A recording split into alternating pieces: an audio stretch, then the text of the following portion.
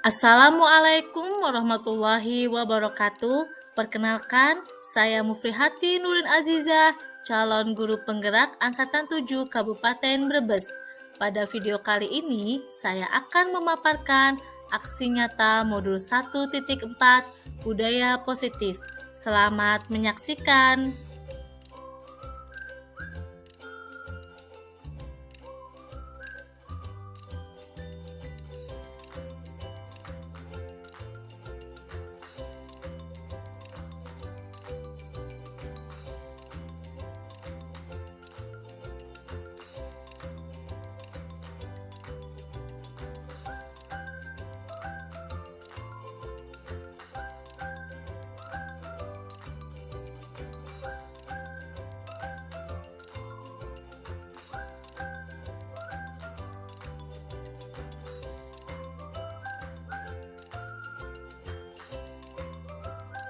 Bismillahirrahmanirrahim. Assalamualaikum warahmatullahi wabarakatuh. Waalaikumsalam warahmatullahi wabarakatuh. Yang terhormat Ibu Kepala Sekolah SD Negeri Kalilangkap 3, yang terhormat Bapak dan Ibu Guru SD Negeri Kalilangkap 3, dan yang terhormat karyawan dan staf SD Kalilangkap 3. Marilah kita ucapkan puji dan syukur kita kepada Allah Subhanahu wa Ta'ala, berkat rahmat dan hidayahnya sehingga kita dapat berkumpul pada hari ini untuk mengikuti sosialisasi budaya positif di SD Negeri Kalilangkap 3. Adapun rangkaian kegiatan hari ini adalah yang pertama pembukaan, yang kedua acara inti atau penyajian materi, yang ketiga sesi tanya jawab, dan yang keempat penutup. Marilah kita buka kegiatan hari ini dengan bacaan basmalah. Bismillahirrahmanirrahim. Dan acara yang kedua yaitu acara inti atau penyajian materi yang akan disampaikan oleh Ibu Mufrihati Nurin Aziza SPD. Kepadanya dipersilakan.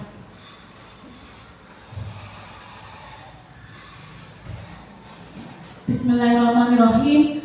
Assalamualaikum warahmatullahi wabarakatuh. Waalaikumsalam warahmatullahi wabarakatuh. Alhamdulillahirabbil alamin, hamdan syakiran hamdan na'imin, hamdan yuwafi ni'amahu wa yukafi mazidah. Ya Rabbana lakal hamdu kama yanbaghi li jalali wajhika wa 'azimi sultanik. Rabbi shrah li sadri wa yassir li amri wahlul 'uqdatam min lisani yafqahu qawli, amma ba'd. Yang saya hormati Ibu Kepala Sekolah SD Negeri Kalilangkap 3, Ibu Ning Suciati SPD. Alhamdulillah berkat dukungan beliau acara hari ini dapat berjalan. Dan tak lupa kepada rekan-rekanku semuanya, Ibu Bapak Guru SD Negeri Kalilangkap 3 beserta staf karyawan yang saya hormati pula. Terima kasih sudah menyediakan waktunya untuk mengikuti sosialisasi penerapan budaya positif di SD Negeri Kalilangkap 3. Pertama dan yang utama, marilah kita panjatkan puji syukur kehadirat Allah Subhanahu wa Ta'ala yang telah melimpahkan berbagai macam kenikmatan kepada kita semuanya, terutama nikmat sehat, sehingga kita bisa mengikuti acara sosialisasi budaya positif di SD Negeri Kalilangkap 3. Yang kedua, salawat serta salam semoga selalu tercurahkan kepada junjungan kita Nabi besar Muhammad SAW yang telah membimbing kita dari zaman kegelapan menuju zaman yang terang benderang saat ini dengan adanya dinul Islam. Baiklah Bapak dan Ibu, saya berdiri di sini bukan berarti saya pintar, saya yang paling pintar. Tapi mari kita sama-sama belajar, saling berdiskusi dan sharing ya Bapak Ibu ya. Jadi kita sama-sama belajar. Nah kebetulan pada kesempatan kali ini saya mendapatkan tugas aksi nyata untuk mensosialisasikan budaya positif di SD Negeri Kalilangkap 3 ini dalam rangka program pendidikan guru penggerak. Yang pertama, apa yang ada di benak Bapak Ibu jika mendengar istilah budaya positif? Apa yang terlintas dalam benak Bapak Ibu? Disiplin. Apa? antara guru sama murid. Disiplin, kerjasama antara guru dan murid. Terus sudah ya? Ya, pembiasaan. Ya, pembiasaan yang baik ya. Ya, betul sekali Bapak Ibu. Jadi, budaya positif adalah pembiasaan yang bernilai positif, yang mana di dalamnya itu terdapat berbagai macam kegiatan yang bisa menumbuhkan karakter murid. Jadi, alhamdulillah di SDK yang 3 ini sudah banyak ya budaya positif yang sudah terlaksana. Betul tidak Bapak Ibu? Ya, alhamdulillah. Selanjutnya, materi yang akan kita bahas di sini yang pertama yaitu disiplin positif dan nilai-nilai kebajikan universal. Yang kedua, teori motivasi, hukuman dan perhargaan serta restitusi. Yang ketiga, keyakinan kelas. Yang keempat, kebutuhan dasar manusia dan dunia berkualitas. Yang kelima, 5 posisi kontrol. Dan yang terakhir adalah segitiga restitusi. Yang pertama, kita akan membahas tentang disiplin positif dan nilai-nilai kebajikan universal. Nah, apa sih menurut Bapak Ibu disiplin itu apa? Sepengetahuan Bapak Ibu? Segala aturan yang membuat orang mematuhi aturan. Gimana Bu? Aturan yang dibuat untuk dipatuhi oleh seorang. Ya, berarti terkait dengan aturan yang harus dipatuhi. Ada pendapat lain? Yang menghargai waktu. Gimana Bu? Kalau menurut saya, orang disiplin itu orang yang bisa menghargai waktu dengan baik. Orang yang bisa menghargai waktu dengan baik. Ayo Bu Ustaz. Biasanya baik yang sering dikerjakan oleh kita. Pembiasaan baik yang sering dikerjakan oleh kita ya. Jadi betul ya Bapak Ibu ya. Jadi apa yang tadi Bapak Ibu terangkan itu betul. Nah, disiplin positif, makna disiplin. Disiplin itu berasal dari bahasa Latin yaitu discipline yang artinya belajar.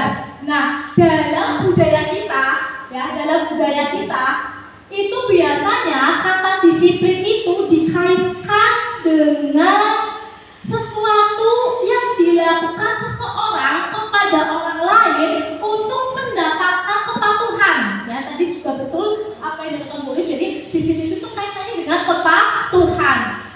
Nah, disiplin ini biasanya itu dihubungkan dengan ketidaknyamanan. Kenapa kok ketidaknyamanan?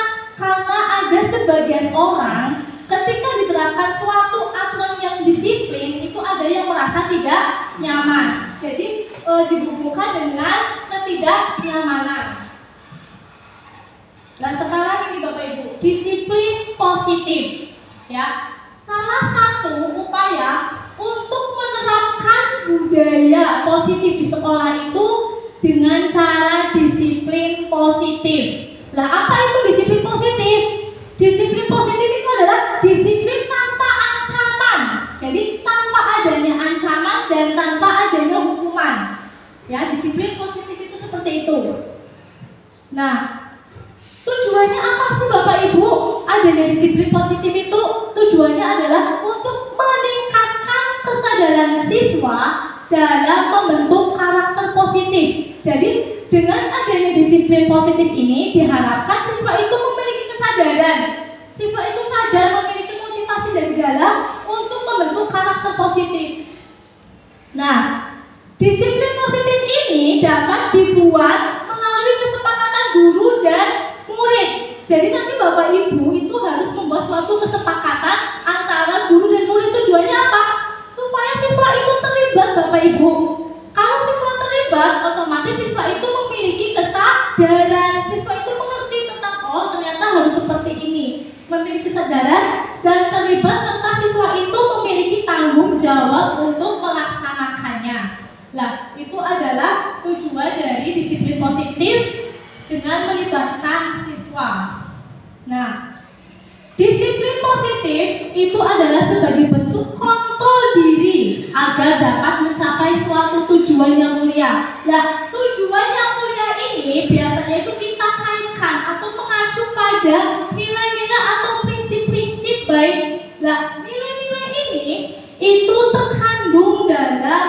disebut dengan nilai-nilai kebijakan yang universal. Nah, nilai kebijakan universal ini terkandung dalam apa?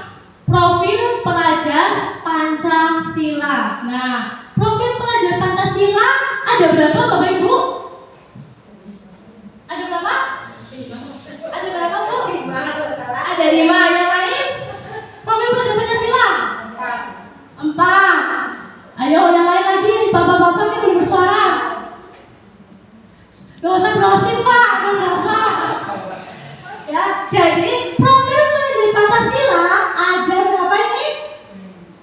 Ada berapa Bapak Ibu? Ada 6. Yang pertama adalah beriman, bertakwa kepada Tuhan Yang Maha Esa dan berakhlak mulia.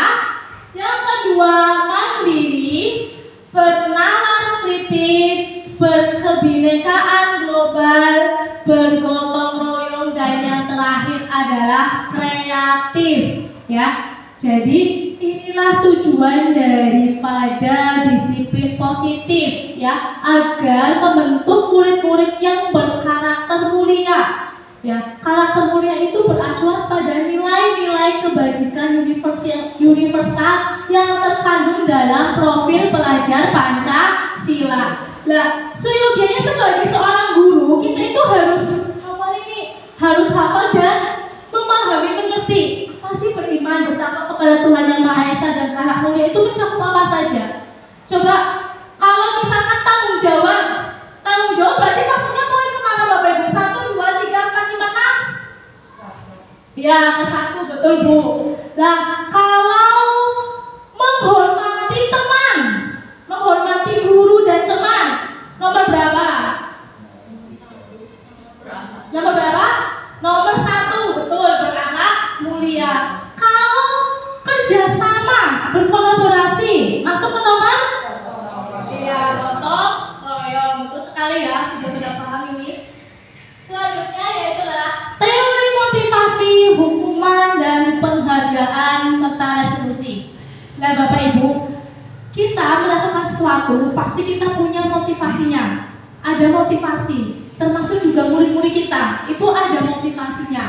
Nah, menurut Diana ada tiga macam teori motivasi. Yang pertama yaitu adalah untuk menghindari ketidaknyamanan atau hukuman. Jadi seseorang itu melakukan mematuhi kedisiplinan, mematuhi aturan itu yang pertama adalah untuk menghindari ketidaknyamanan atau hukuman. Yang kedua, untuk mendapatkan imbalan atau penghargaan dari orang lain. Dan yang ketiga, untuk menjadi orang yang mereka inginkan dan menghargai diri sendiri dengan nilai-nilai yang mereka percaya.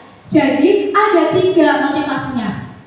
Nah, yang pertama dan yang kedua Bapak Ibu, yang pertama untuk menghindari ketidaknyamanan atau hukuman dan untuk mendapatkan penghargaan atau imbalan, termasuk jenis motivasi internal atau eksternal. Dari dalam diri atau dari luar? Internal atau eksternal? Eksternal. Harus membedakan loh. Kalau intrinsik atau internal itu dari dalam, kalau dari itu berarti eksternal atau ekstrinsik. Nah, kalau yang untuk menghindari hukuman, ketidaknyamanan, untuk mendapatkan penghargaan atau imbalan, termasuk motivasi dari mana? Iya, motivasi eksternal dari luar. Nah, sementara untuk menjadi orang yang mereka inginkan dan menghargai diri sendiri dengan nilai-nilai yang mereka percaya, itu adalah teorinya motivasi apa? Berarti internal atau intrinsik, ya. Nah, jadi tujuan dari disiplin positif ini itu adalah mencapai poin nomor 3 ini, Bu. Jadi motivasinya itu motivasi intrinsik atau internal, ya. Itu adalah tujuan dari penerapan disiplin positif, ya. Jadi ketika di sekolah kita membuat suatu aturan, membuat suatu keyakinan, membuat suatu program, itu bagaimana cara siswa agar mereka mempunyai motivasi intrinsik, motivasi dalam diri siswa. Jadi tanpa adanya ketidaknyamanan hukuman atau imbalan ya. Jadi seperti ini, yang benar seperti ini Bapak Ibu. Jadi bagaimana? Nah sekarang PR-nya bagi kita semua adalah bagaimana cara kita sebagai guru menanamkan disiplin yang positif kepada murid-murid. Selama ini yang kita lakukan itu bagaimana Bapak Ibu? Motivasinya itu dari anak itu menumbuhkan motivasi yang ekstrinsik atau intrinsik? Ekstrinsik ya, karena kita biasanya menerapkan hukuman, terus ada iming-imingan juga, ya mendapatkan penghargaan. Ya, jadi siswa itu motivasinya apa? Ekstrinsik, eksternal. Nah, sementara yang bagus itu adalah motivasi intrinsik, internal. Jadi murid-murid itu sudah sadar dengan sendirinya tanpa kita melakukan suatu sanksi, hukuman, ancaman, atau kita memberikan imbalan atau penghargaan. Paham ya Bapak Ibu ya? Ini PR kita semuanya. Ya. Selanjutnya, hukuman dan konsekuensi. Pernah dengar kata konsekuensi? Apa itu konsekuensi? Apa? Tanggung jawab. Bagi Sesuai dengan apa yang ya bentuk hukuman yang sesuai dengan apa yang nanti dibuat kesalahan. ya, berarti itu konsekuensi ya. Ya. Menerima hukumannya, menerima apa ya? Iya. Ya, seperti ini Bapak Ibu. Perbedaan hukuman dan konsekuensi kita ada soal. Coba Bapak Ibu gimana? Sebelum kita masuk ke hukuman dan konsekuensi, ada soal. Coba Bapak Ibu amati, kita bersama. Iva kurang menguasai pelajaran matematika, ya. Sehingga ketika pelajaran matematika itu, dia itu menggambar, terus berdiam diri karena dia tidak kurang menguasai matematika. Lah Kak Seno, guru matematikanya itu suatu saat menanyakan, membuat pertanyaan kepada si Iva. Iva itu grogi Bapak Ibu sampai dia itu menjatuhkan tasnya dari kursi. Lah teman-teman menertawakannya, satu kelas itu menertawakannya. Lah terus Iva itu sampai tergagap. Dia mencoba untuk menjawab pertanyaan Pak Seno tapi tergagap. Lah Pak Seno membiarkan. Ketika anak-anak di kelas itu menertawakan, Pak Seno membiarkan. Malah dia menyuruh Iva maju ke depan. Iva maju ke depan, silakan berdiri sambil memegang hidungnya. Lah apa yang terjadi? Siswa-siswa menjadi tambah gaduh dan tambah menertawakan. Menurut Bapak Ibu, perbuatan yang dilakukan oleh Pak Seno itu benar atau tidak? Tepat atau tidak? Kurang tepat atau tidak tepat? Ada yang kurang, ada yang tidak. Ya, kita bahas sama-sama ya. Nih, hukuman. Ketika si Iva diperlakukan seperti itu, berarti kan dia termasuk mendapatkan bulian dari teman-teman ya Bapak Ibu. Bullying. Padahal bullying itu tidak boleh. Harusnya Pak Seno itu tidak seperti itu. Dia menegur teman-temannya. Lah, ketika nanti Bapak Ibu menghadapi situasi seperti itu, jangan malah diam aja, tapi kita juga bertindak, menegur kepada teman-temannya serta menjelaskan tidak boleh seperti ini. Ini termasuk dalam bullying yang dilarang ya. Terus kira-kira apakah tindakan yang diterima Iva itu nyambung tidak dengan apa kesalahan yang dia buat? Suruh berdiri, maju ke depan, memegang hidung. Nyambung tidak dengan kesalahan yang dibuat? Tidak nyambung kan? Berarti tepat atau tidak? Tidak tepat. Benar atau salah? Salah. Sudah paham ya Bapak Ibu ya? Jadi ketika ada anak yang melakukan kesalahan, kita sebagai guru harus bijaksana. Apalagi ketika ada teman-temannya yang ikut menertawakan. Banyak loh kejadian di kelas seperti itu, benar tidak? Ya, mulai sekarang kita ubah ya mindset kita. Sepakat? Ya. Selanjutnya, nih Bapak Ibu, hukuman. Apa itu hukuman?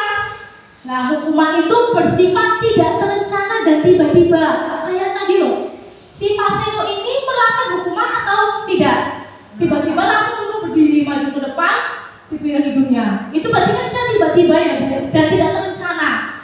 Yang kedua, bersifat satu arah dari guru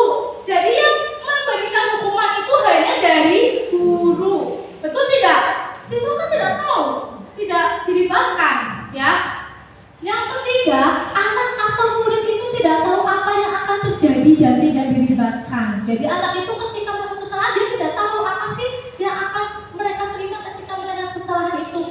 Ya.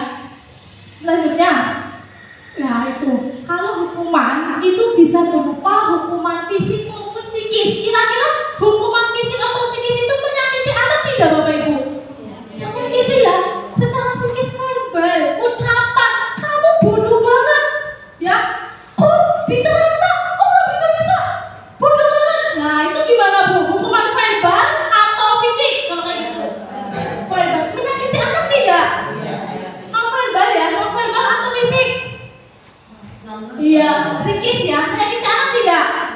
Menyakiti anak, Bapak Ibu, ya. Jadi hati-hati, ya. Hati-hati sekali. Ketika kita melakukan hukuman, apakah berdampak pada anak? Berdampak sekali, ya. Nah sekarang kita bahas tentang konsekuensi. Nah tadi udah ada yang berpendapat tentang apa itu konsekuensi. Nah konsekuensi itu bedanya dengan hukuman. Kalau konsekuensi itu sudah terencana dan disepakati, ya. Konsekuensi itu sudah terencana dan disepakati. Yang kedua, sudah dibahas dan disetujui oleh murid dan guru. Jadi guru itu melibatkan murid, ya, tidak satu arah. Selanjutnya, konsekuensi dibuat oleh guru, tapi siswa pun sudah mengerti sebelumnya, ya, sudah mengetahui. Jadi gini, nanti ketika kalian tidak membawa juz amma besok, kalian silakan berdiri di halaman sekolah. Berarti sebelumnya kita sudah memberitahu dulu, anak sudah paham. Besok ketika aku tidak membawa, maka aku akan berdiri, itu konsekuensinya. Ya, jadi sudah diberitahu terlebih dahulu. Jangan bedanya antara hukuman dan konsekuensi. Nah, selama ini kita lebih sering menerapkan hukuman atau konsekuensi? Hukuman atau konsekuensi? Hukuman. Hukumannya nyambung tidak dengan kesalahan yang mereka perbuat? Nyambung tidak? Iya, tidak. Kebanyakan tidak nyambung ya. Tidak mengerjakan PR, suruh lari, suruh push up, tidak nurut, suruh berdiri di kelas. Kamu tidak. Anak ngobrol, suruh berdiri di kelas. Bahkan ada yang membiarkannya, ya. Jadi mari kita semua sekarang ubah. Ayo kita buat konsekuensi, ya. Ketika anak ngobrol pada saat jam pembelajaran, dia tidak mengerjakan tugas, konsekuensi yang diberikan Bapak Ibu apa kepada anak tersebut? Apa? Dikasih hukuman. Katanya tadi nggak mau hukuman. Iya, jadi konsekuensinya dia berarti apa? Jam istirahatnya berkurang. Ketika teman-teman istirahat, dia mengerjakan. Itu hukuman atau konsekuensi? Konsekuensi. Sudah paham bedanya konsekuensi dan hukuman? Sudah paham? Ya, sudah siap untuk menerapkan konsekuensi dibandingkan hukuman ya? Selanjutnya, ayo kita sama-sama belajar. Yang pertama, mencatat 100 kali di dalam buku kalimat "Saya tidak akan terlambat lagi karena terlambat ke sekolah." Hukuman atau konsekuensi? Apa? Ada yang konsekuensi, ada yang hukuman. Apa?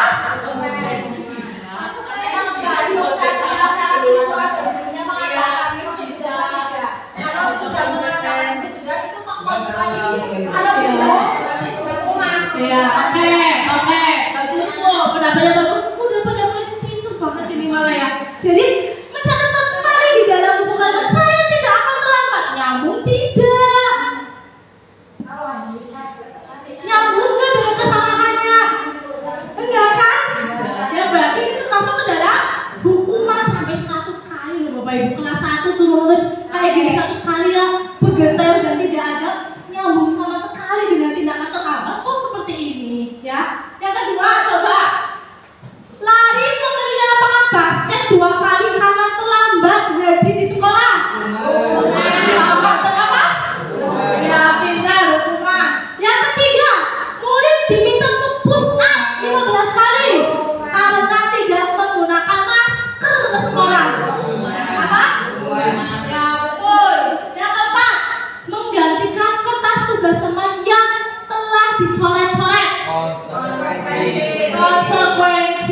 bagus. Yang kelima, membersihkan tumpahan air di meja tulis karena tersenggol pada saat belajar.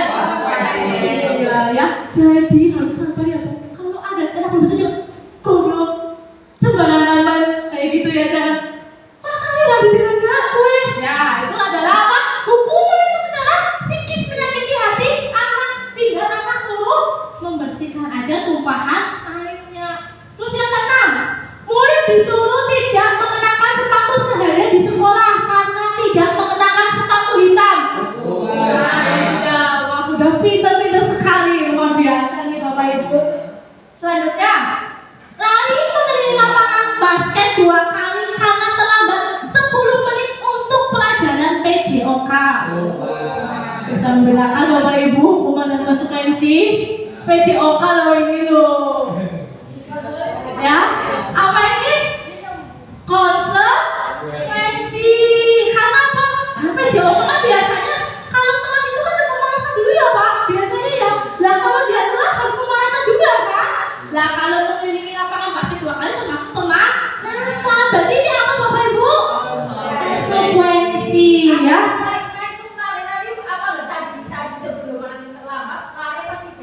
Yang apanya? Yang lain yang tidak terlambat juga ada yang Karena kan udah ada cara ini ya. Ini PJOK berarti pemanasan. Iya. Ini PJOK ya Bu ya. Paham ya Bapak Ibu ya? Wah udah pinter banget nih. Sudah paham ya ini hukuman dan konsekuensi. Mari kita ketika ada siswa yang melanggar, kita terapkan konsekuensi. Selanjutnya, penghargaan. Nah ini ada masalah seperti ini Bu. Ibu Anas untuk kelas 2 SD mendapatkan masalah. Jadi ketika jam istirahat selesai, anak-anaknya itu berebutan masuk kelas. Ya tidak tertib. Sehingga apa? Ada anak yang kesenggol, yang jatuh atau apa, membuat keributan. Nah, mendapatkan masa sehingga apa? Jam pelajarannya itu terganggu, tidak sesuai dengan tepat waktu karena meminta waktu untuk menenangkan anak-anak dulu. Ya, kemudian Ibu Anas itu punya ide, oh aku pakai stiker bintang nanti. Lah siswa menyambutnya antusias. Siapa yang bisa masuk dengan tertib akan mendapatkan stiker bintang. Anak-anak semuanya tertib Bu, karena dia ingin mendapatkan penghargaan yaitu stiker bintang. Suatu saat Ibu Anas itu tidak masuk, digantikan oleh guru pengganti, oleh Bu Sopinah misalkan. Lah Bu Sopinah nggak ngerti nih, nggak ngerti triknya Bu Anas untuk memakai stiker bintang. Lah ketika masuk anak-anak ribut lagi, lah kaget kan? Kok bisa anak-anak itu gaduh lagi dan ribut? Kira-kira penyebabnya apa Bu? Kok bisa mereka ribut gaduh karena apa?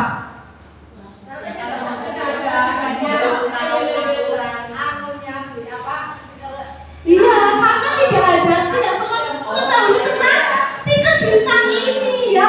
Jadi mereka itu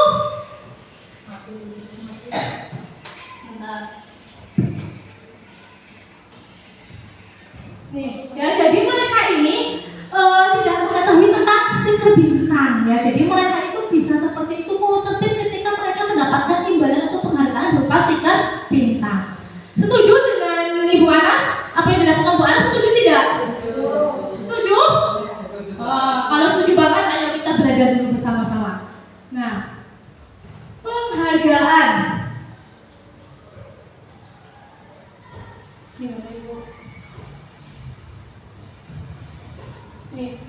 Penghargaan jangka pendek dan penghargaan jangka panjang. Ternyata penghargaan itu akan efektif jika diberikan dalam waktu jangka pendek. Sesekali Bapak Ibu jangan terus-menerus.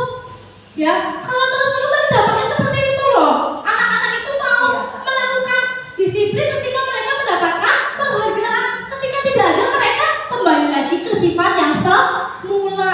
Ya, jadi boleh sekali kita menerapkan penghargaan, tapi jangka pendek, tidak untuk terus-menerus. Paham ya Bapak Ibu ya? Selanjutnya, yang kedua, penghargaan tidak efektif.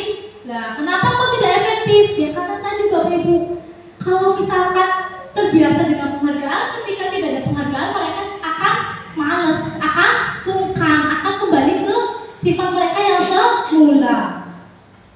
Paham ya? Yang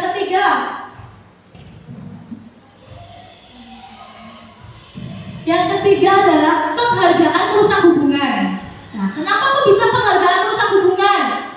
Ketika di dalam kelas, misalkan nih, Bu Urip ngajar di kelas 6, siapa yang nanti mengerjakan mendapatkan nilai 100 atau mengerjakan pertama, dia akan mendapatkan hadiah dari guru. Pasti akan terjadi suatu persaingan, betul tidak? Di dalam kelas itu persaingan. Nah, persaingan itu menimbulkan keresahan, betul tidak? Bagi anak-anak yang kurang mampu, mereka akan resah, Bu. Mereka ingin tapi mereka resah tidak? Lah, masih kepingin ya, kira-kira bisa mengajar nggak ya? Nah, makanya penghargaan itu merusak hubungan, bisa merusak hubungan pertemanan, ya. Jadi seperti itu. Selanjutnya, penghargaan mengurangi ketepatan, penghargaan menurunkan kualitas, dan penghargaan mematikan kreativitas. Kok bisa? Bisa, Bu. Ini ada risetnya. Riset itu gini, seseorang guru telah memberikan tugas kepada siswa untuk mengerjakan tugas kerajinan tangan. Ketika mereka diberitahu apa nanti hadiahnya, mereka malah mengulur waktunya panjang banget. Jadi mereka tuh kan berhati-hati banget ya, mengulur waktunya panjang. Terus akhirnya mereka juga ternyata hasilnya itu tidak sesuai, tidak pas, kurang maksimal. Jadi penghargaan itu bisa menurunkan kualitas, mengurangi ketepatan, dan mematikan kreativitas. Selanjutnya penghargaan menghukum. Nah ini sering terjadi di sini, penghargaan menghukum. Kok bisa sih, Bu, penghargaan menghukum?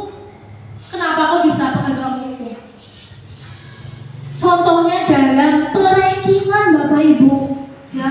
Siswa yang mendapatkan peringkat 1, 2, 3 mereka senang, tapi mereka yang mendapatkan peringkat terakhir, mereka akan merasa terhukum, merasa minder, merasa ya Allah berkecil hati, rendah diri, rendah hati, ya. Itu penghargaan itu menghukum mereka yang tidak memperoleh ranking. Makanya mulai sekarang, biasanya dulu saya juga kalau peringkat kelas pembagian rapot itu saya umumkan semua peringkat 1 sampai terakhir. Ternyata itu tidak efektif, ya. Ternyata apa? Penghargaan itu menghukum bagi mereka yang tidak mendapatkan peringkat. Setuju Bapak Ibu di sini? Ya. Selanjutnya, harusnya ini bukan penghargaan, tapi harus motivasi dalam diri, ya. Motivasi intrinsik. Selanjutnya yaitu adalah keyakinan kelas. Nah, pernah mendengar keyakinan kelas? Pernah mendengar? Belum ya? Belum ya? Apa sih keyakinan kelas itu? Apa coba? Keyakinan kelas adalah nilai-nilai kebajikan universal yang disepakati bersama untuk membentuk kegiatan belajar yang efektif. Jadi nilai-nilai ini, keyakinan kelas itu disepakati bersama, dibuat bersama dengan melibatkan siswa di kelasnya, Bapak Ibu. Ya, jadi keyakinan kelas itu seperti ini, dibuat bersama, melibatkan siswa. Nah, sekarang mengapa kok keyakinan kelas? Bukan peraturan saja. Yang sekarang kita kenalkan isinya peraturan ya, Bapak Ibu, ya. Tata tertib aturan kelas, ya. Belum ada yang namanya keyakinan kelas. Kenapa sih harus keyakinan kelas? Bukan peraturan aja. Lah, ternyata ini Bapak Ibu jawabannya. Jadi, kalau keyakinan kelas itu adalah untuk memunculkan motivasi intrinsik, motivasi dalam siswa, mereka itu bisa kembali ke nilai-nilai, keyakinan supaya mereka itu lebih menggerakkan seseorang dibandingkan hanya dengan sekedar mengikuti serangkaian peraturan. Makanya sekarang itu dikenal dengan istilah keyakinan kelas, ya Bapak Ibu, ya. Bagaimana sih langkah-langkah pembuatan keyakinan kelas? Nih, yang pertama, keyakinan kelas itu bersifat lebih abstrak daripada peraturan yang lebih rinci dan konkret. Kalau keyakinan itu abstrak, dan pernyataan-pernyataan universal menyeluruh. Misalnya peraturan kelas supaya kelasnya tidak kotor, berarti siswa apa?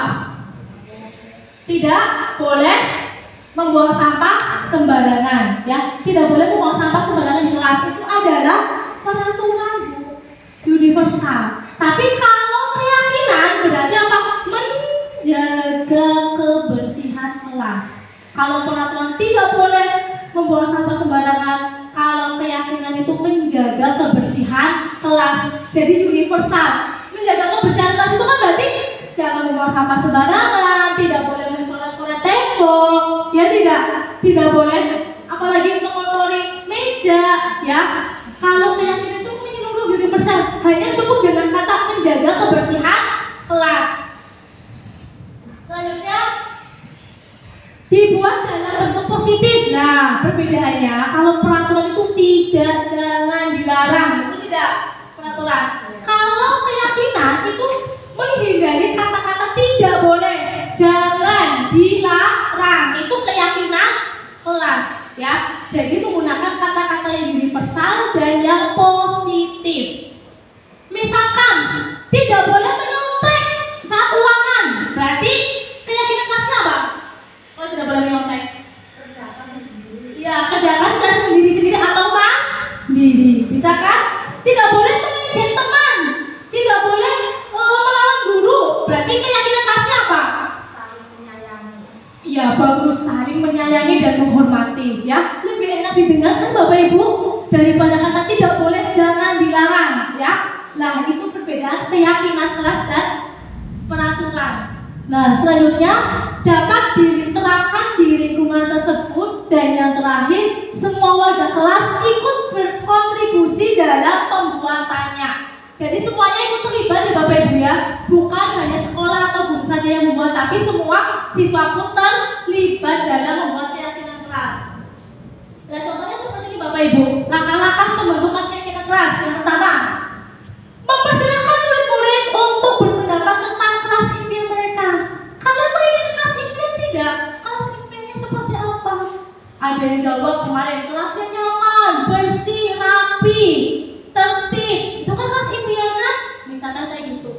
Setelah mereka membuat kelas impiannya, silakan Bapak Ibu, masing-masing murid diminta untuk menuliskan keyakinan kelas. Tapi sebelum dijelaskan dulu, hindari dan tidak boleh menggunakan kata jangan, dilarang, ya. Setelah kelas impian terbentuk, silakan meminta pendapat mereka untuk menuliskan pada stick note, ya, untuk menuliskan keyakinan kelasnya itu apa.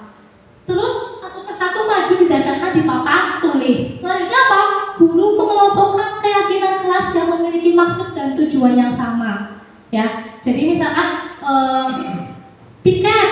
piket menjaga kebersihan kelas, itu kan sama kan?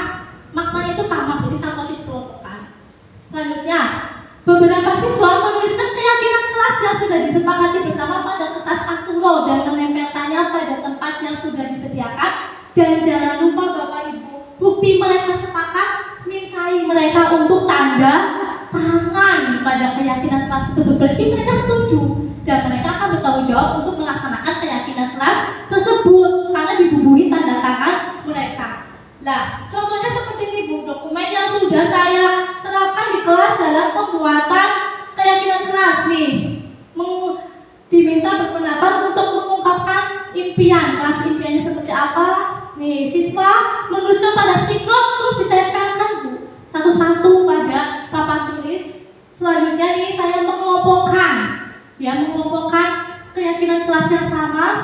Terus nih beberapa siswa ditunjuk untuk menulis pada kertas asturo dan menempelkannya pada tempat yang telah disediakan. Terus jangan lupa siswa juga tanda tangan, ya Bapak Ibu, ya. Itu adalah salah satu contoh langkah dalam membuat keyakinan kelas. Nah, ini keyakinan kelas 5. Ada 8 Bapak Ibu, ya. Kemarin telah dibuat, salah satunya ada hadir tepat waktu, menjaga kebersihan kelas, mandiri dan tanggung jawab. Kemudian adalah apa lagi nih? Belajar dengan sungguh-sungguh, ya, dan yang lain sebagainya. Ini adalah keyakinan kelas 5. Nanti Bapak Ibu guru bisa membuatnya Bu, supaya apa? Supaya siswa itu bertanggung jawab, terlibat. Nah, seperti itu. Yang selanjutnya adalah kebutuhan dasar manusia dan budaya berkualitas. Setiap manusia, ya, kita, terutama murid-murid juga, dalam melakukan sesuatu hal, pasti kita tujuannya adalah untuk memenuhi kebutuhan dasar. Kebutuhan dasar Bapak Ibu guru apa? Apa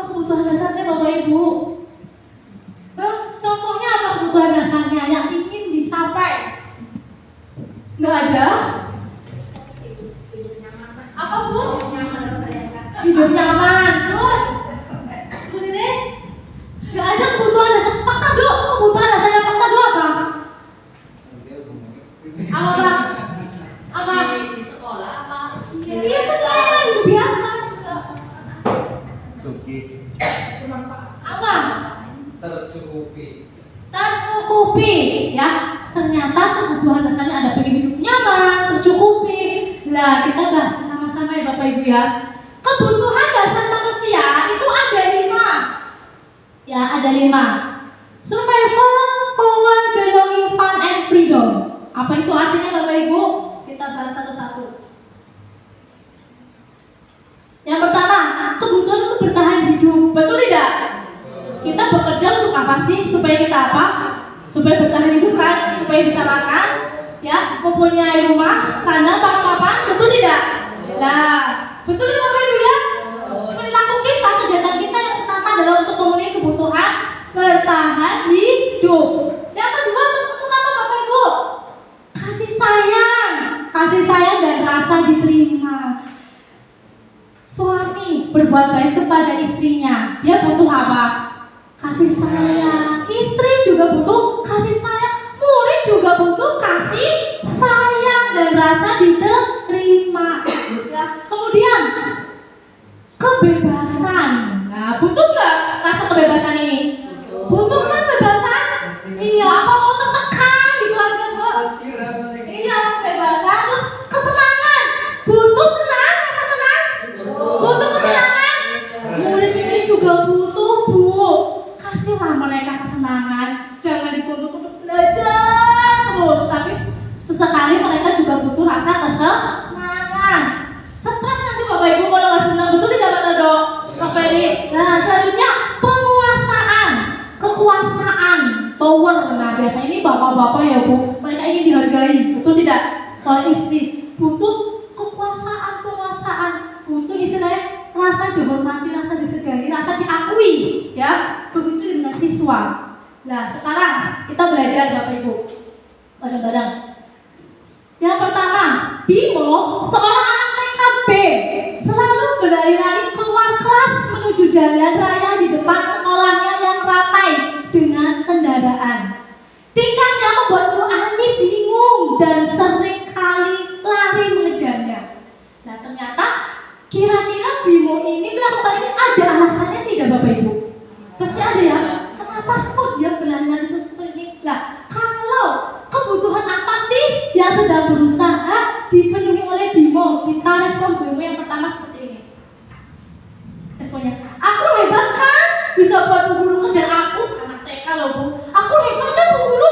Bisa buat Bu Guru kejar-kejar aku loh. Berarti Bimo itu kebutuhan rasa apa? Dari lima tadi. Apa? Apa? Apa? Perhatian, cinta dan kasih sayang. Aku hebat kan Bu? Aku hebat kan Bu?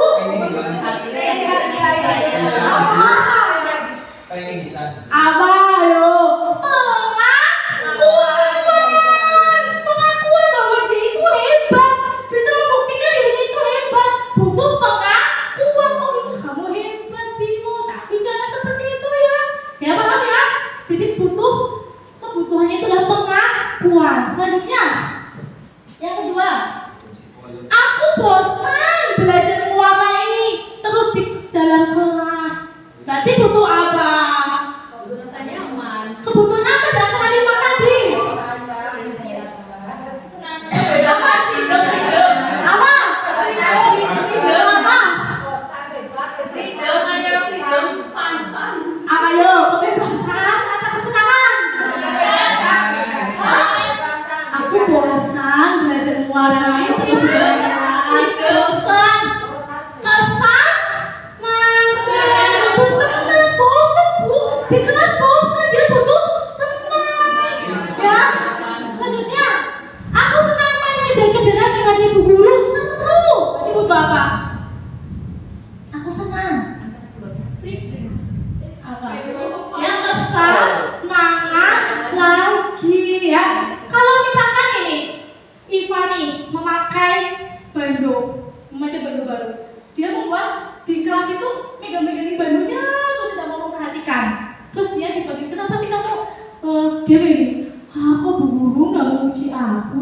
Padahal kan barunya baru, kenapa Bu Guru nggak memuji aku, nggak menegur aku? Berarti itu butuh apa? Rasa apa? Apa?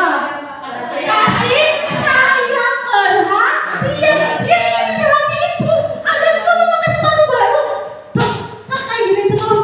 Padahal dia tuh niatnya apa? Ingin diperhatiin, ya betul? Betul tidak? Makanya segala sesuatu yang dibuat oleh siswa itu tuh ada salah satu kebutuhan yang tidak terpenuhi. Begitu juga dengan anak kita Bu, ya. Jadi kenapa kok dia bertindak seperti itu? Pasti ada salah satu kebutuhan dasar yang tidak dipenuhi. Baik itu kasih sayang, kebebasan, ya, dan yang lain-lain. Istrinya ngambek terus di rumah. Kira-kira kenapa? Butuh apa? Butuh kasih makanya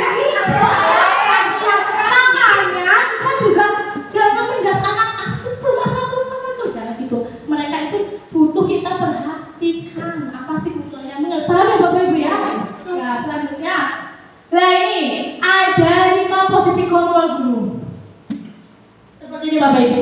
Tisa dan Dana dipanggil masuk ke ruangan Ibu Dewi, Kepala Sekolah SMA Makmur.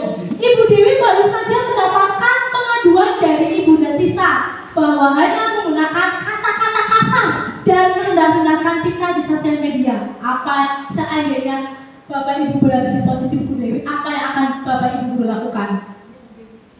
Apa yo? Apa? Menasihati yang lain. Memanggil anaknya tadi. Iya, untuk diapakan? Bu dipanggil untuk diapakan? Di konseling, ya. Ya bagus ya Bapak Ibu ya. Jadi harus kita telusuri terlebih dahulu penyebabnya itu apa.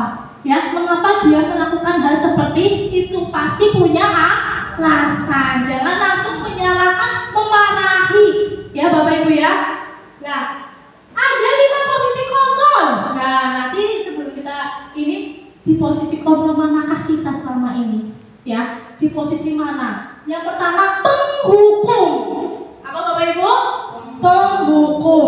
Yang kedua pembuat merasa bersalah. Yang ketiga teman. Yang keempat pemantau dan yang terakhir adalah manajer. Ya, jadi ada 5 posisi kontrol. Yang pertama penghukum, pembuat merasa bersalah, teman, pemantau dan manajer. Bagaimana sih ciri-ciri penghukum itu? Nih, seorang penghukum biasanya menggunakan hubungan fisik maupun verbal. Guru seperti ini biasanya percaya bahwa hanya ada satu cara untuk mendisiplinkan siswa, yaitu cara dia, cara saya. Itu adalah posisi guru penghukum. Hanya ada satu cara saya, cara dia, ya, menggunakan hukuman fisik dan non fisik. Ya, selanjutnya pembuat merasa bersalah. Nah, kalau pembuat merasa bersalah itu biasanya guru itu lemah lembut Bu, lemah lembut, menghadirkan suasana keheningan. Nah, siswa itu dalam posisi ini nih, pembuat orang yang merasa tidak nyaman, bersalah atau rendah diri. Di posisi ini murid akan menilai diri yang buruk. Jadi murid itu pada posisi ini ketika seorang guru memposisikan sebagai pembuat merasa bersalah, murid itu akan memberikan penilaian buruk tentang diri mereka. Ya, aku tuh tidak berharga, aku tuh sudah membuat salah, aku sudah mengecewakan orang-orang, aku sudah mengecewakan bu guru. Ya, itu adalah posisi ketika kita membuat merasa bersalah. Yang ketiga, teman. Nah, bagaimana sih teman? Nah, pada posisi teman itu bisa negatif maupun positif. Kalau positifnya itu berarti dia bisa menjalin hubungan yang baik dengan siswa, bisa berkomunikasi dengan nyaman, menggunakan kalimat-kalimat persuasif. Tidak baiknya apa Bu? Siswa itu akan suatu saat apabila guru tersebut tidak membantu, maka murid itu akan kecewa dan berkata, saya kira Bapak atau Ibu guru adalah teman saya. Ya, jadi ketika kita berada posisi teman, ketika kita tidak membantu mereka, murid akan merasa kecewa. Dan murid itu juga kadang suka menyepelekan, betul tidak? Kalau kita teman. Selanjutnya, pemantau. Bagaimana sih pemantau? Pemantau itu, dia itu posisi pemantau itu, nih, posisi pemantau. Nih, kalau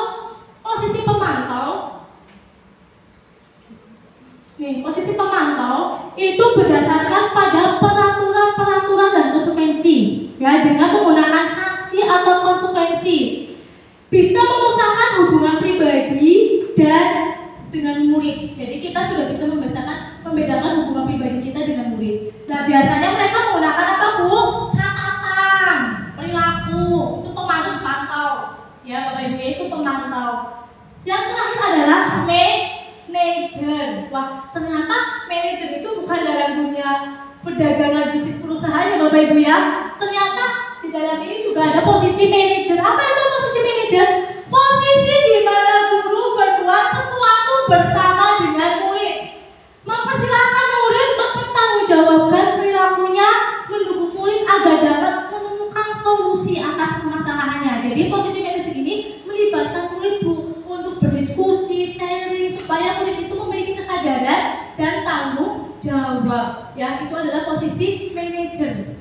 Nah, sekarang pertanyaannya, selama ini kita berada pada posisi mana Bapak Ibu? Posisi mana jujur dalam diri kita? Penghukum. Mana? Penghukum. Selain penghukum, Membuat merasa bersalah. membuat merasa bersalah ya.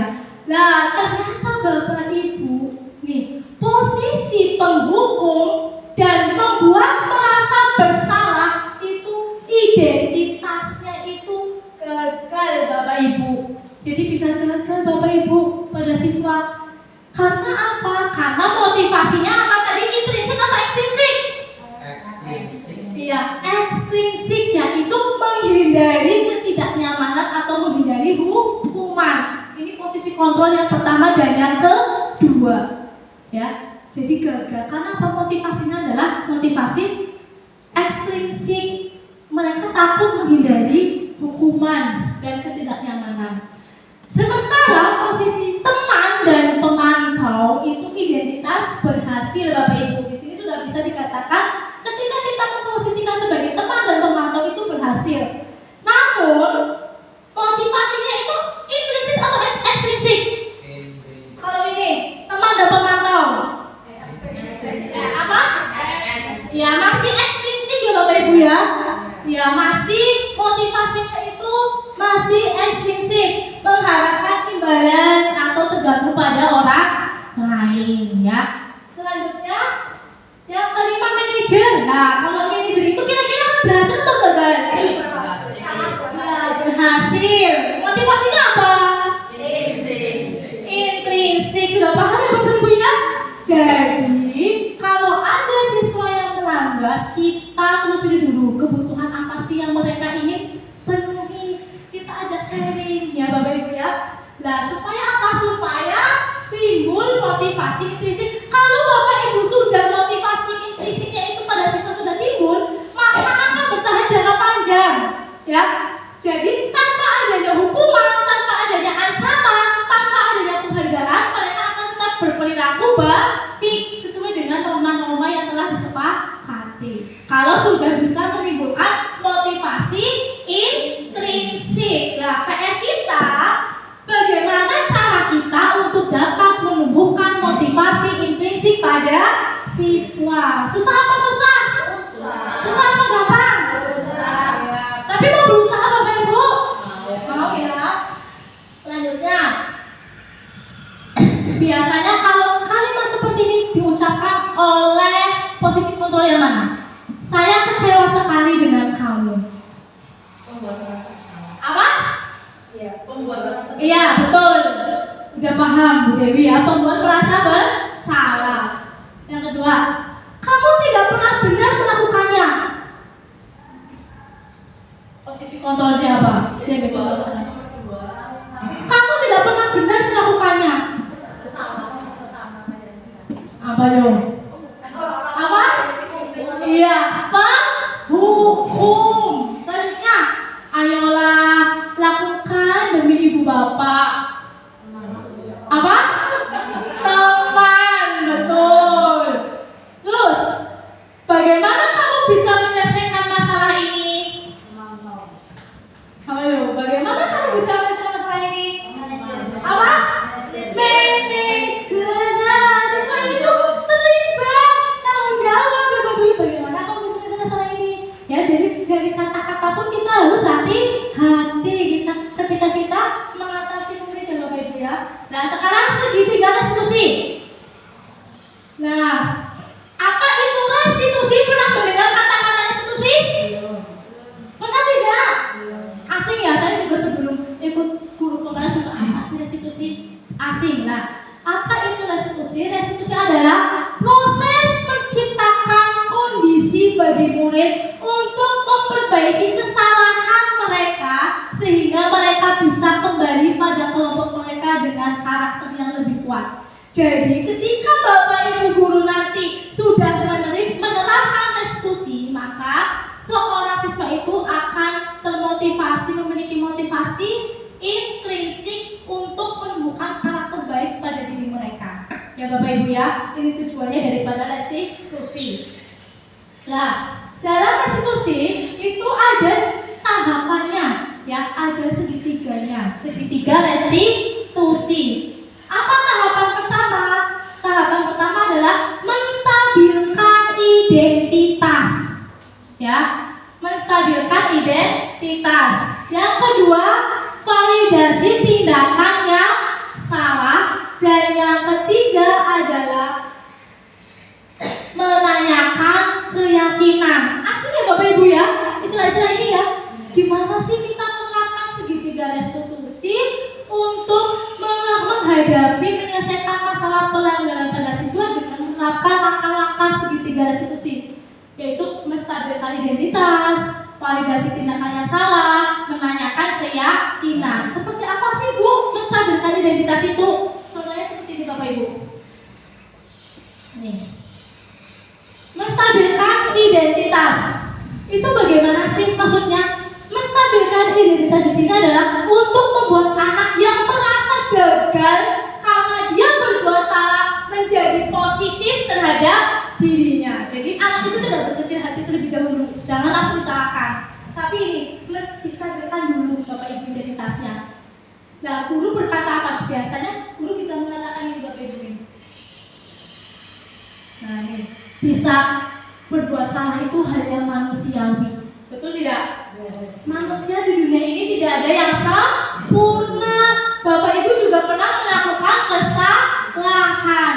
Di sini Bapak dan Ibu tidak tertarik untuk mencari siapa yang salah, tapi Bapak Ibu di sini adalah membantu kalian menyelesaikan masalah. Ya, jadi jangan kau sih salah ya, kau sih salah sampai di situ salah. Ya, jadi jangan seperti itu Bapak Ibu ya. Kita stabilkan dulu identitas siswanya. Ya, dengan cara memancing pertanyaan-pertanyaan seperti ini. Masih banyak lagi contoh pertanyaan lain dalam menstabilkan identitas. Yang kedua yaitu validasi tindakan yang salah.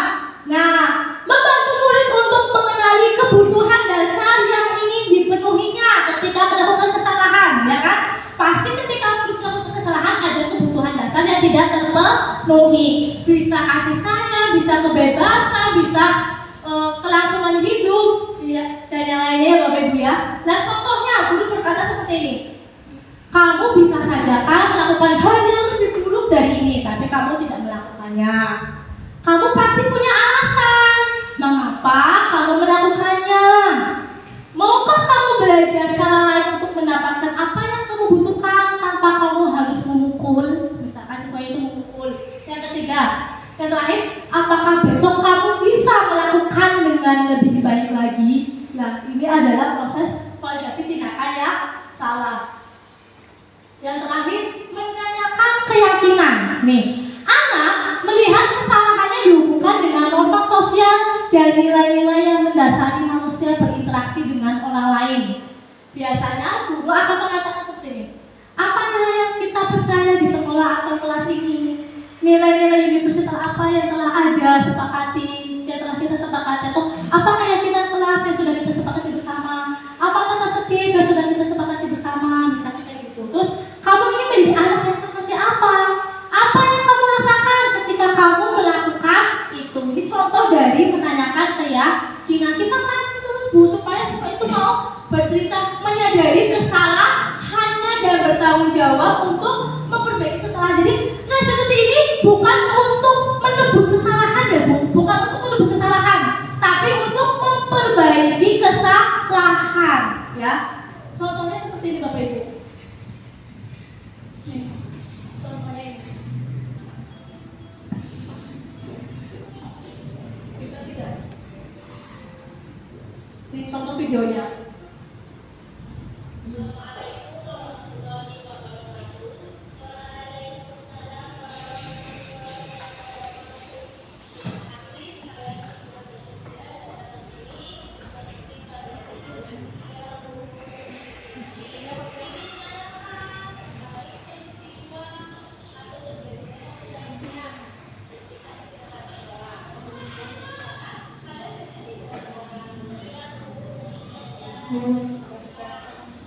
Oke, sebentar ya Bu, di pause dulu.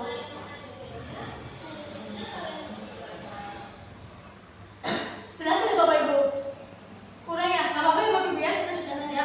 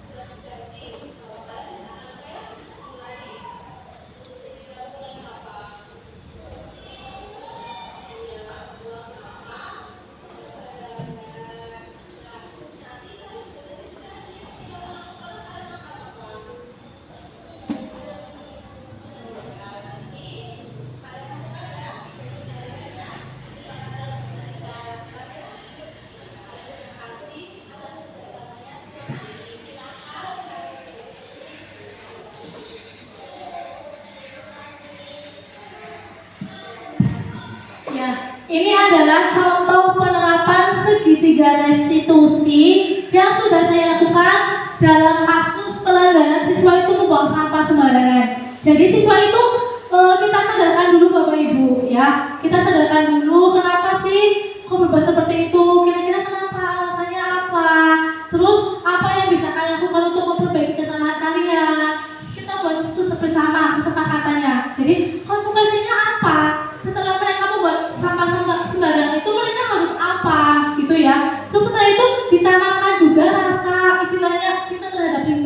apa sih manfaatnya ketika kelas lingkungan sekolah kita itu bersih, sekolah kita itu bersih gitu ya Bapak Ibu ya, supaya tumbuh motivasi apa tadi? Ekstrinsik atau intrinsik? Intrinsik. Nah, seperti itu. Demikian presentasi dari saya. Wassalamualaikum warahmatullahi wabarakatuh. Waalaikumsalam warahmatullahi wabarakatuh. Ya, terima kasih kepada tanya atau mau menyampaikan pendapat. Monggo silakan. Sok.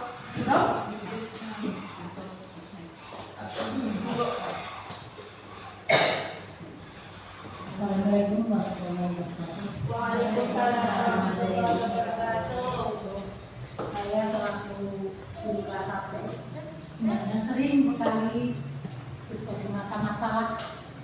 Kadang-kadang anak-anak dikasih PR, ada yang tidak dikerjakan. Ada juga kalau disuruh nulis capek nggak mau nulis. Saya minta gimana solusinya gitu. Karena kadang-kadang PR-nya itu kadang-kadang yang membicarakan orang tua, tapi memang kadang-kadang kalau dapat 100 merasa senang gitu. Ibu guru saya dapat 100, dia itu hasilnya orang tua. Dia tapi merasa senang, merasa senang. Tapi ada juga yang nggak dikerjakan, yang satu juga ada PR-nya yang lain dari anak 21 yang baru itu mengerjakan, bahkan hampir 90% itu mendapatkan 100 walaupun yang mengerjakan orang tua, tapi ada yang tidak mengerjakan. Ada juga yang kalau disuruh nulis capek nulis gitu. Solusinya itu lebih banyak. Ini masalah. Ya, terima kasih Bu Sof untuk pertanyaannya. Mau langsung dijawab sama Bu Nurin? Ya, langsung dijawab saja ya Bu ya. Barangkali nanti saya kurang puas dengan jawaban saya, karena di sini kita sama-sama belajar ya Bapak Ibu ya. Nanti teman-teman semua bisa menambahkan. Nah, kalau misalnya seperti ini Bu, kelas 1 itu berarti masa peralihan dari TK ke SD. Nah, kalau mereka sering nulis itu capek, kita tanyakan dulu Bu, kebutuhan dasar mereka itu apa? Kelas 1 kalau misalkan suruh nulis terus pasti akan merasa jenuh dan capek. Kelas 1 itu biasanya itu masih masa-masa bermain Bu, bukan kelas 1 SD. Usia sekolah dasar kelas 1, kelas 2 dan kelas itu masih suka bermain. Jadi bagaimana cara guru ya Bu Sofina ya, cara kita sebagai guru itu menciptakan suasana kegiatan pembelajaran yang menyenangkan. Ketika mereka bosan, capek, kesel menulis, ayo kita ajak bernyanyi bersama. Ayo nulisnya agak dikurangi, karena kan tidak semua siswa itu juga senang menulis ya Bu. Jadi harus punya trik-trik tersendiri bagaimana sih supaya belajar sambil bermain ya. Karena apa maksud peralihan ya Bu Sofina ya. Terus untuk yang anak tidak mengerjakan, nah ini namanya anak kelas 1 memang harus butuh bimbingan. Nah, Bu Sofina ada grup WhatsApp dengan orang tua? Ya, Ya. Kalau ada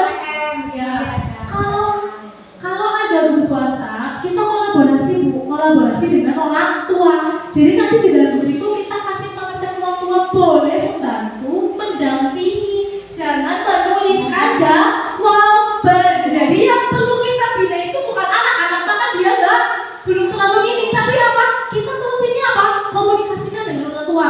Lewat apa? Lewat grup WhatsApp kelas. Jadi diberikan pengertian Bapak Ibu, boleh bagus Bapak Ibu, istilahnya peduli terhadap pendidikan anak, peduli terhadap tumbuh kembang anak. Gak apa-apa Bu, Pak, silakan ajari.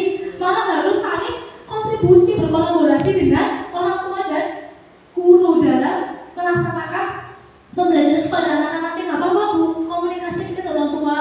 Jadi gak apa-apa Bu ditemani, tapi tolong dibimbing saja, jangan ditulis aja banyak, dilatih anaknya supaya mandiri. Seperti itu Bu, mungkin. Ini kan anak saya kan mau nulis dulu, terus saya biar anak itu melatih tentang menulis. Terus PR-nya tuh juga orang saya itu biar orang tuanya memberi, karena ada contoh-contohnya sebelumnya saya kasih contoh gitu. Nanti kali kalau misalnya mau memberikan bimbingan kan boleh menulis. Tapi kadang-kadang kan mengisi orang tua aja gitu. Iya, berarti itu Nah itu tugasnya Bu Sopina untuk memahamkan kepada orang tua agar mereka itu hanya mendampingi saja, jangan membantu saya. Terus bagus untuk melatih siswa menulis, melatih keterampilan motorik, tapi juga harus diselingi dengan permainan-permainan. Karena mereka itu juga butuh kesenangan tadi loh, butuh rasa senang, butuh kebebasan. Jangan nulis itu terus, diselingi apa? Nyanyi-nyanyi, permainan, kok banyak sekali Bu kalau di kota orang itu namanya anak kelas 1 itu masih bermain sambil belajar Bu. Tidak ada mereka juga kan harus bisa istilahnya cari kayak gitu, tapi yang dilatih sedikit-sedikit. Bagaimana sih cara belajar membaca dan menulis supaya mereka itu tidak terlihat belajar tapi terlihat bermainnya. Sekarang banyak metode-metodenya seperti itu ya Bu Sopina. Karena kita kan sudah bisa juga ya, kalau mau tersampai juga. Iya, Ya sudah bagus tuh, ya sudah bagus. Ya, gimana Bu Sob, sudah puas? Iya. Barangkali ada Bapak Ibu yang mau bertanya lagi, monggo silakan, masih ada waktu dan kesempatan. Oh ya, please.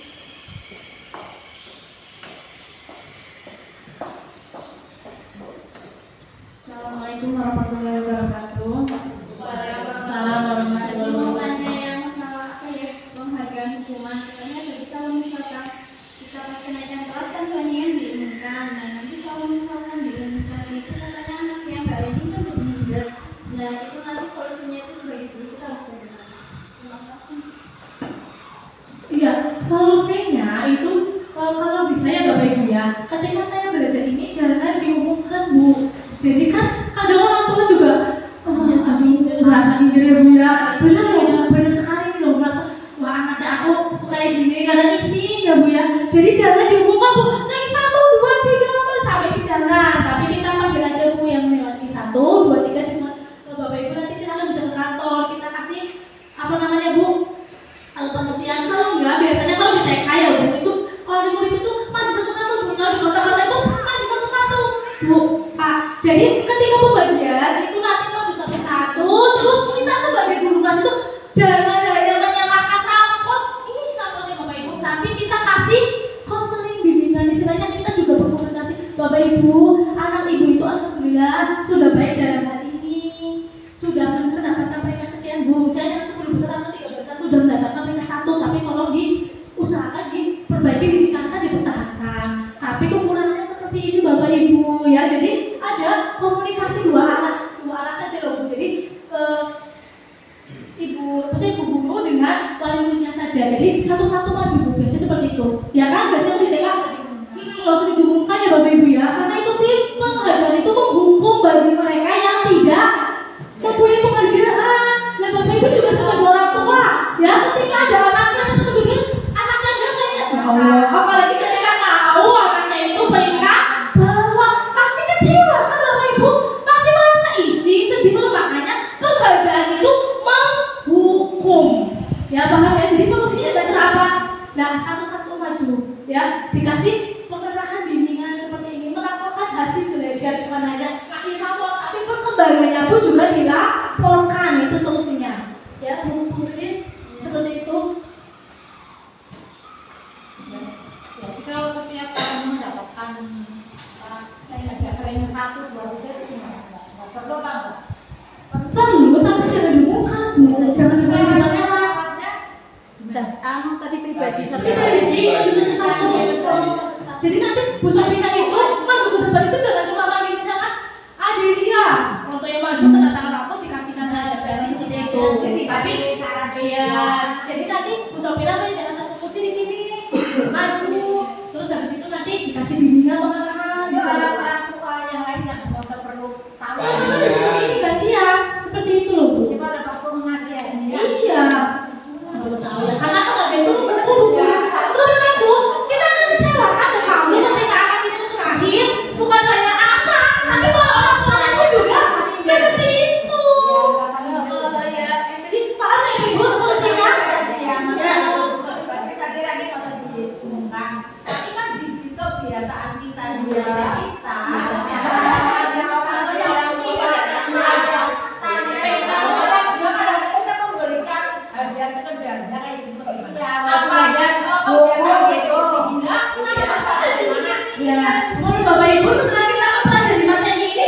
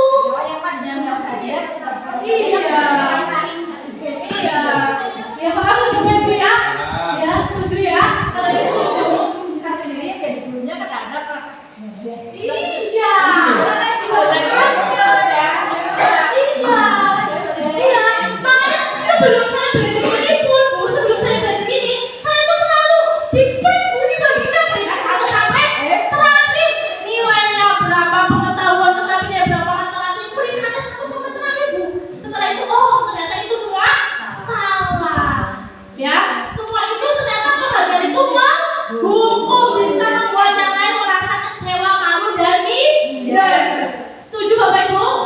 Kita hilangkan kebiasaan sibuk baik, tapi kita untuk kebaikan semuanya, ya. Ya, Setelah itu bukan dosa.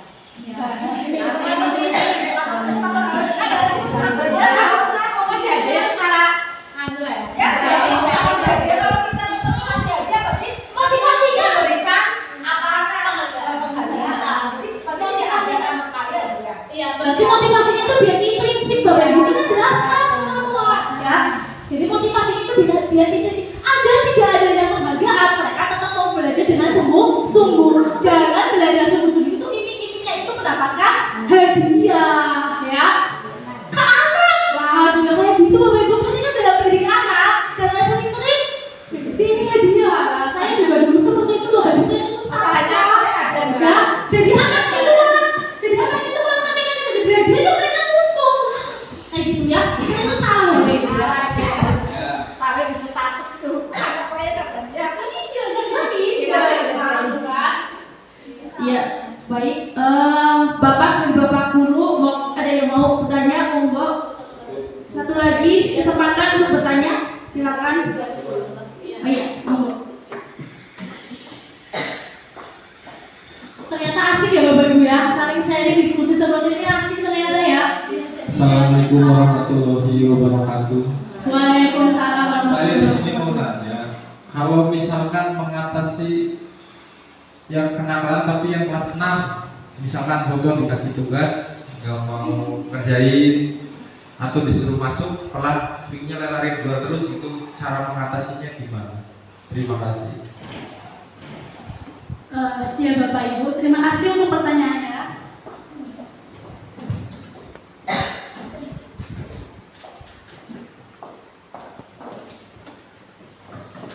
Ya, terima kasih untuk Pak Suarsono untuk pertanyaannya. Silakan ke Bu Nurin untuk menjawab pertanyaan. Ya, jadi seperti ini Bapak Ibu. Tadi kan dalam mengatasi siswa bersalah itu kan ada berapa posisi kontrolnya? 5. Ya, tergantung kita Bapak Ibu. Nanti kita sudah belajar ya. Jadi posisi kontrol ada penghukum, pembuat merasa bersalah, teman, pemantau, manajer, ya. Tapi yang berhasil itu kan apa? Sebagai teman, pemantau, manajer. Tapi kalau teman pemantau itu motivasinya ekstrinsik, kalau manajer intrinsik. Nah nanti Bapak bisa memanggil secara pribadi Pak, bisa memberikan konseling secara pribadi bimbingan. Jadi kita tanyakan, dipanggilnya itu jangan di depan teman-temannya ya Pak ya. Kita sendirikan misalkan ketika jam istirahat anak itu dipanggil kantor ataupun ruangan mana ya, ditanyakan dengan menerapkan langkah-langkah segitiga restitusi. Tadi ada yang pertama apa?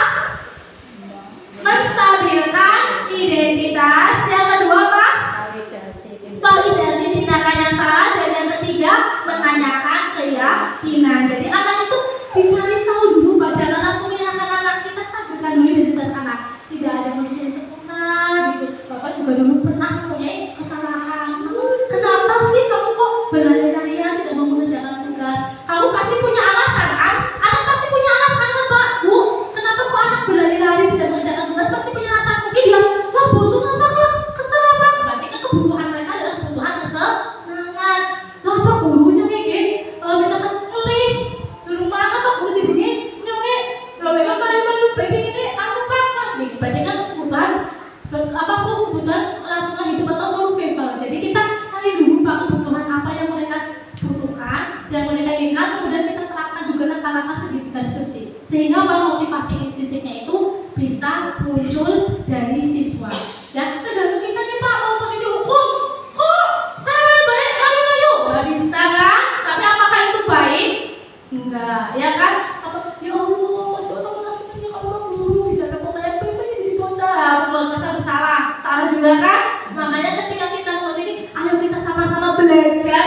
Bukan berarti saya di sini saya paling bisa, saya bisa enggak Bu, saya juga lagi berusaha belajar untuk menerapkan posisi minimal sebagai pemantau, sebagai manajer, ya. Sesekali sebagai teman, sebagai pemantau, sebagai manajer. Jadi 5 posisi ini tidak hanya berlaku pada murid, tapi pada anak kita pun juga bermanfaat Bu. Ya tidak? Ketika kita punya anak, kita pun juga ketika anak salah ya kita bisa menerapkan ini Bu, Pak. Ya, seperti itu ya Pak. Ya, gimana Pak Suarsono? Sudah puas? Puas. Sesi tanya jawab sudah habis, sudah selesai, dan untuk kegiatan sosialisasi budaya positif di SD Negeri Kalilapat 3 sudah selesai. Dan acara yang terakhir adalah penutup. Marilah kita tutup acara ini dengan bacaan hamdalah.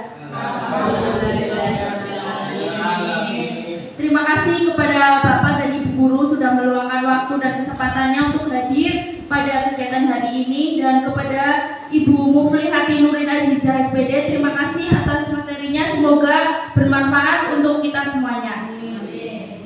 Terima kasih. Saya sebagai moderator mohon maaf yang sebesar-besarnya. Wabillahi taufiq wal hidayah. Wassalamualaikum warahmatullahi wabarakatuh.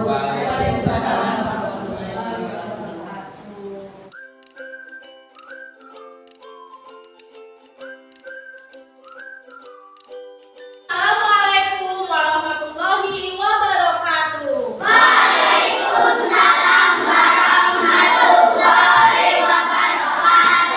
Hari ini kita akan membuat sebuah keyakinan kelas. Kita akan membuat apa, anak-anak? Keyakinan kelas.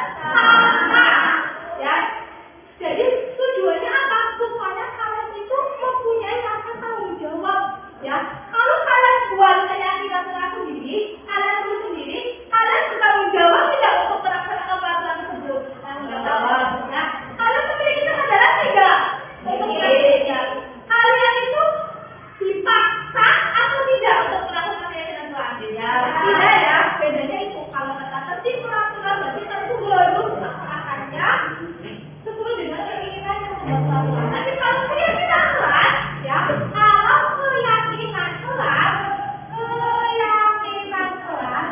ini kita buat bersama-sama satu kelas. Kalian tulis nanti kelas. Kan kalian kepinginnya kelas yang bersih, misalkan kelas yang bersih. Berarti kalian harus apa? Tidak boleh apa? Kalian apa? Ya, tidak boleh membuang sampah sembarangan. Lah, tidak boleh membuang sampah sembarangan. Tidak boleh membuang sampah sembarangan. Nah, ini adalah salah satu keyakinan kelas untuk mewujudkan kelas yang bersih. Tapi perlu diingat, dalam membuat keyakinan kelas itu tidak boleh atau hindari kata tidak boleh, hindari kata jangan. Untuk membuat sebuah keyakinan kelas, hindari kata tidak boleh dan hindari kata jangan. Nah, kalau tidak boleh membuang sampah sembarangan, berarti harus apa? Ya, berarti sama saja dengan apa? Menjaga apa? Ya, menjaga kebersihan apa? Menjaga kebersihan kelas. Contohnya seperti itu. Bahas dalam membersihkan kelas. Contohnya lagi, ketika ulangan harian, guru berkata tidak boleh apa? Tidak boleh menyontek. Misalkan, tidak boleh menyontek. Kalau tidak boleh menyontek, hindari kata tidak. Berarti apa? Tidak boleh menyontek ini misalkan. Berarti harusnya apa? Dikerjakan secara apa? Ya, ini tidak boleh menyontek. Kata tidak bolehnya itu dihindari. Ya, jadi apa? Mengerjakan secara mandiri atau mandiri. Paham anak-anak? Paham ya? Jadi keyakinan kelas, kesepakatan kelas yang sudah kita tadi yang nantinya kita tulis, ya, itu akan menjadi sebuah keyakinan. Tapi ingat, dalam membuat keyakinan kelas, hindari tidak boleh menggunakan kata jangan dan tidak boleh. Mengerti? Paham? Nah, setelah silakan tuliskan keyakinan kelas yang kalian inginkan untuk bisa mewujudkan kelas yang nyaman, bersih, kondusif, dan tenang. Paham ya, anak-anak? Paham? Are you ready? Yes, we are. Dulu bagi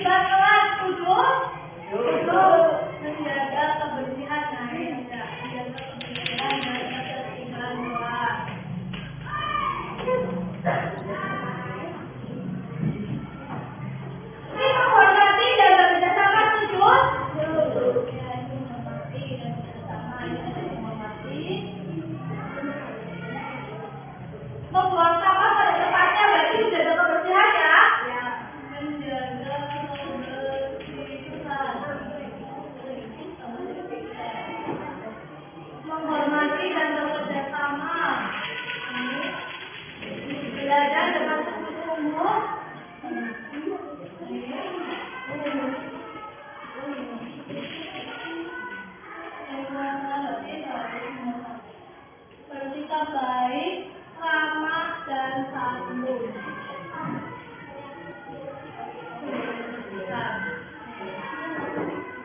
Ini ada berapa berarti? 1, 2, 3, 4, 5, 6, 7, 8 ya. Dari 23 siswa yang hadir di kelas 5 ini, kalian tadi sudah menuliskan kira-kira kelas apa yang kalian inginkan. Ya, kalian sepakati lah. Buku kelompokkan ternyata ada 8 nih yang sama. Yang sama buku kelompokkan ini. Paham ya? Nah sekarang buku bacaannya pertama. Mengumpulkan tugas tepat waktu. Setuju tidak? Sepakat tidak? Nanti kalau buku kasih tugas kalian harus sabar. Mengerjakannya ya, mengumpulkan tepat waktu. Ya, setuju berarti ini semuanya? Sepakat? Sepakat. Yang kedua, coba Sulaiman dibacakan. Ini Sulaiman. Dibacakan. Apa? Bersikap baik ramah dan santun. Setuju tidak? Setuju. Sepakat? Sepakat. Alvin. Yang ketiga Alvin. Kesepakatan kelasnya apa yang sudah ditulis nih sama teman-temannya? Hadir tepat waktu. Apa? Hadir tepat waktu. Ada 3 anak yang menuliskan hadir tepat waktu. Setuju? Setuju. Sepakat? Berarti ketika ada bel berbunyi, baik itu ketika pagi hari atau ketika setelah selesai istirahat, kalian harus sabar aku? Ya, apa namanya? Sepakat? Setuju? Disiplin ini termasuk dari disiplin berpakaian seragam. Setuju ya? Terus yang ke 1, 2, 3, 4 yang berapa ini? Yang kelima, guru ingin dengar suaranya Aulia. Nanti Aulia. Bacakan Aulia. Apa? Duduk dan mandiri. Loh ya, harus duduk dan harus mandiri. Kita untuk mengerjakan sendiri tidak boleh nyontek ya, kalian harus mandiri. Dikerjakan sendiri dan harus duduk, tidak boleh juga menolak membuka buku. Apalagi bertanya dengan teman. Ya, paham ya? Harus duduk dan mandiri. Setuju berarti ini? Semangat? Oke. Selanjutnya, Raffi.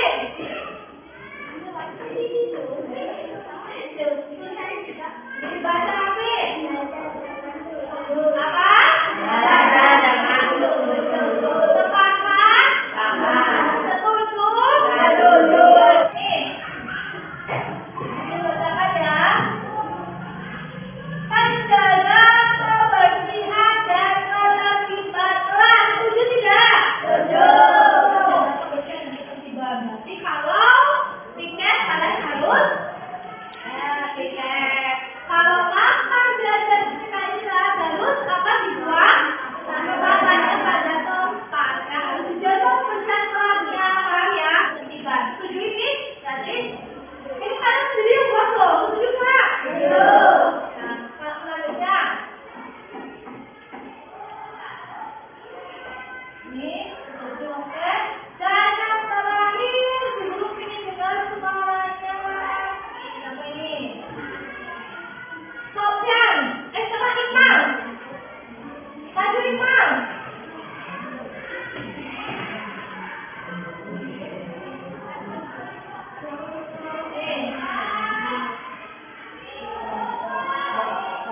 Siapa lagi?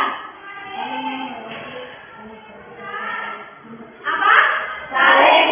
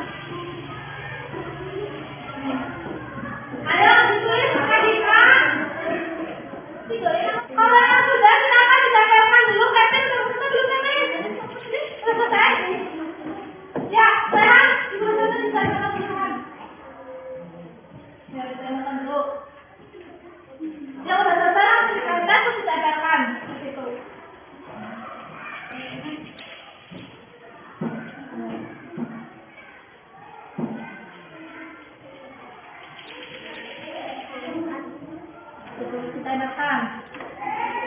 Di sini nih. Nah, terus.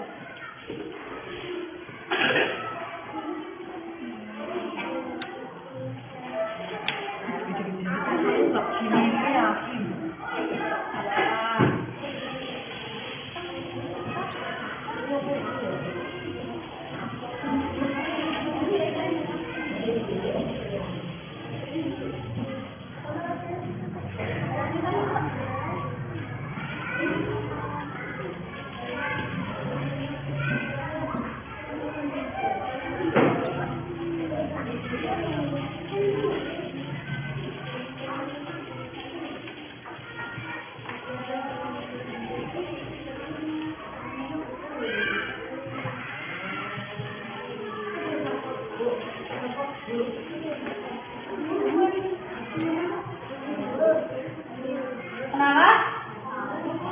Jalan dulu. Sudah ya? Ada berapa macam punya?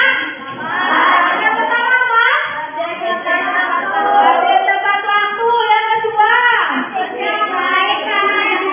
Yang bersikap baik, ramah dan santun. Yang ketiga? Bertanggung jawab. Terus yang keempat? Yang kelima? Yang keenam?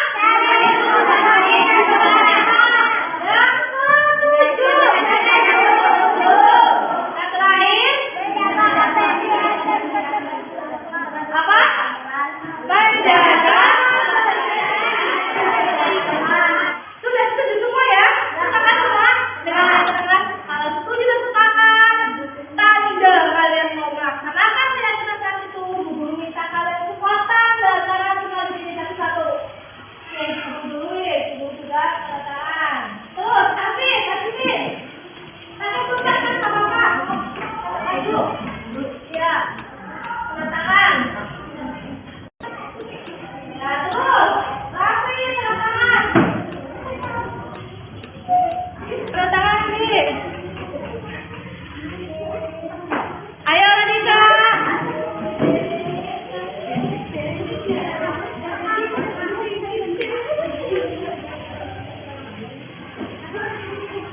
Asyik. Ayo langsung lurus ya, nggak usah sebut-sebutin nama-namanya, langsung maju.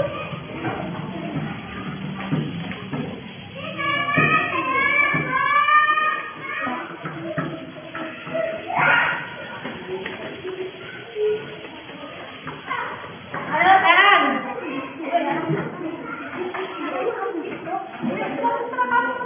Boleh. Tempat yang kotor, yang belum ada tanda tangannya. Ayo, selanjutnya. Terus.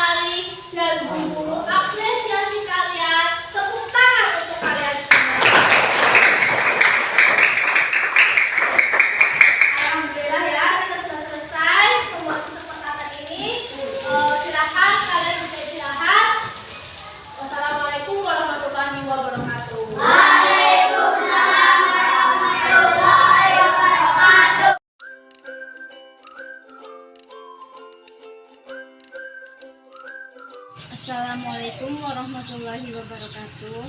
Saya Lilis Oktarina SPD, guru kelas 4. Setelah saya mengikuti sosialisasi penerapan budaya positif, saya menjadi mengerti dan paham tentang teori motivasi, hukuman, dan konsekuensi, serta 5 dasar kebutuhan manusia dan 5 posisi kontrol. Penerapan budaya positif yang sudah dilakukan oleh Bu Nurin bisa menjadi motivasi rekan guru yang lain untuk memajukan sekolah. Terima kasih. Wassalamualaikum warahmatullahi wabarakatuh. Assalamualaikum warahmatullahi wabarakatuh. Nama saya Suhaila. Tadi saya bersama teman-teman membuat keyakinan kelas. Saya senang sekali dan saya merasa lebih bertanggung jawab melaksanakan keyakinan kelas tersebut.